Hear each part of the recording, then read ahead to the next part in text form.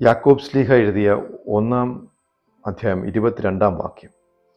നിങ്ങൾ വചനം കേൾക്കുക മാത്രം ചെയ്യുന്ന ആത്മവഞ്ചരാകാതെ അത് അനുവർത്തിക്കുന്നവരും ആയിരിക്കും. പ്രിയമുള്ളവരെ, ഇന്ന് വചനം കേൾക്കാൻ എല്ലാവർക്കും കൊതിയാണ്. വചനപ്രഘോഷണ കൺവെൻഷനുകളിൽ ജനത്തിരക്കാണ്. അവിടെയൊക്കെ എന്താണ് സംഭവിക്കുന്നത്? നാം വചനം ഒരു ചെവിയിലൂടെ കേട്ട് മറ്റേ ചെവിയിലൂടെ കളയുന്ന വെറും കേൾവിക്കാരായി മാത്രമായി അധപ്പതിക്കുന്നു. കണ്ണാടിക്ക് മുമ്പിൽ മുഖം ദർശിച്ച് കടന്നു പോകുന്നവരായി.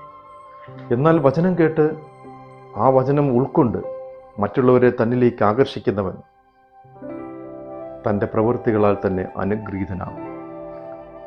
ലോകത്തിൻ്റെ കളങ്കം മേശാതെ തന്നെ കാത്തു സൂക്ഷിക്കുന്നവൻ, അവരെന്നെ തന്നെ പോലെ തന്നെ കാണുന്നവൻ, വചനം കൊണ്ട് ഈ ലോകത്തിൽ ക്രിസ്തുവിൻ്റെ സ്വർഗം തീർക്കും. ഇതിനായി മാറണം നമ്മുടെ വചനപ്രഘോഷങ്ങളും ഭക്തിമാർഗങ്ങളും. ഇല്ലെങ്കിൽ നമ്മൾ സ്വയം ആത്മവഞ്ചകരായി തെരുവോരങ്ങളിൽ കത്തിയെരിയുന്ന കനൽക്കട്ടകളായി കത്തി ചാരമായി തീരും. അതിനാൽ വചനത്തിൽ നമ്മൾ ജീവിച്ച് സംശീകരിച്ച് നമ്മുടെ ജീവിതത്തിൽ പകർത്തി നമുക്ക് ക്രിസ്തുവിന് സാക്ഷികളായി മാറാം.